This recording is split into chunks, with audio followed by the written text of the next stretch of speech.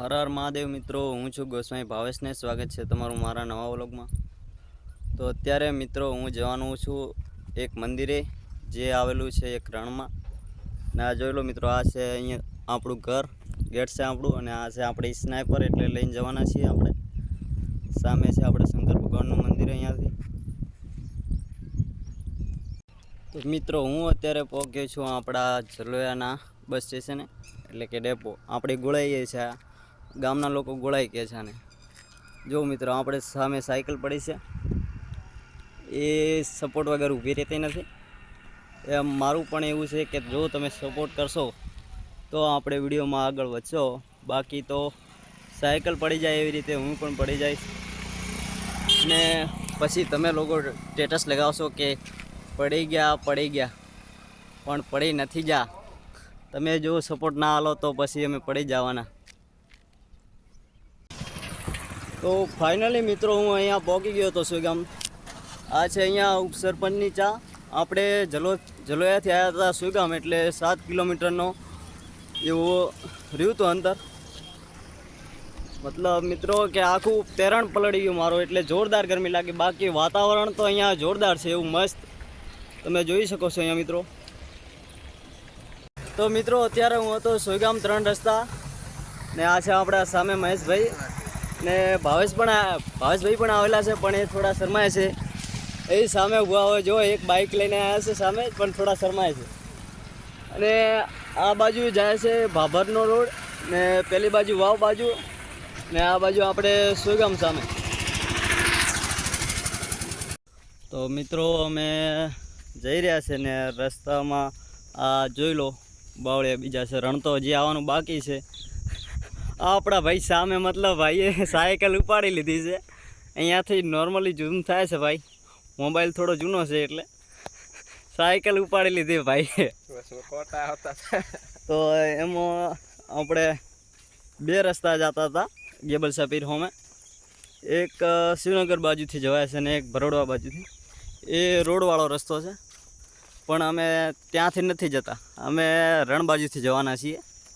ને આપણા મહેશભાઈ છે, કીધું એક ગીત ગાઈ લો તમે, આપણે સુઈગામનું સાંભળી લે મહેશભાઈ। હા બોલો બોલો। તો ચાલો એક મસ્ત ગીત ગાઈ લો તમે। હા ગાઈ લઈએ।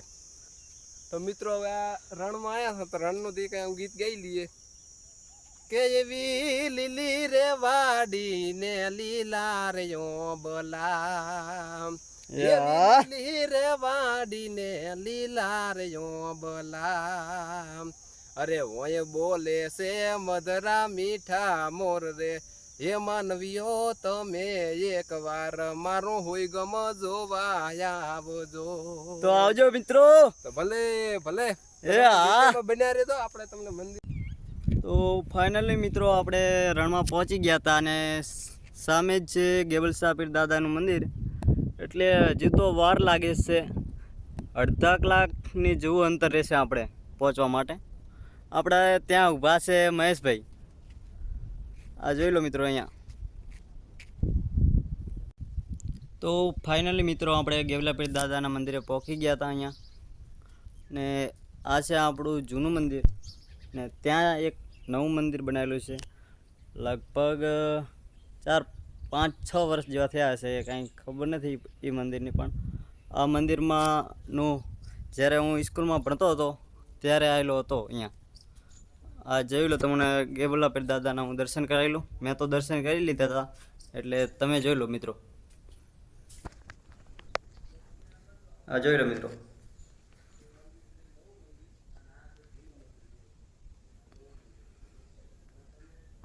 તો આપણે મિત્રો હવે આવી ગયા હતા નવા મંદિરે। આ મેં કીધું હતું ને કે 5-6 વર્ષ જેવા થયા હતા મંદિરને નવા બન્યા, એટલે ત્યાં તારીખ લખેલી જ છે કે નવું મંદિર છે ત્યારે બનેલું। આ 6 વર્ષ થયા છે, 2019માં બનેલું છે। એટલે આપણા સરહદી વિસ્તાર એટલે કે સુઈગામ તાલુકામાં આવેલું છે રણમાં। આપણા ભાવેશભાઈ છે આ। હર હર મહાદેવ, હર હર મહાદેવ, જય હો ગેબલાપીર દાદાની। આ આપણા મહેશભાઈ, આ જોઈ લો આપણા ગેબલાપીર દાદાનું મંદિર અહીંયા નવું।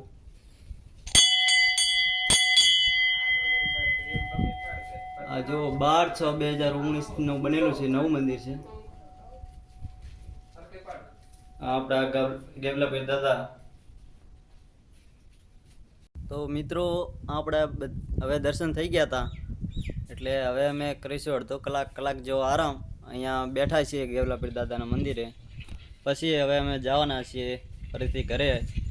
આપણા મહેશભાઈ ને ભાવેશભાઈ બંને બેઠા છે અહીંયા. મિત્રો થાકી જાઓ હેડીને આયા એટલે. આવો ખૂબ થાક્યા છો ભાઈ. તો આ આપણે હવે મળીએ એક નવા વ્લોગમાં.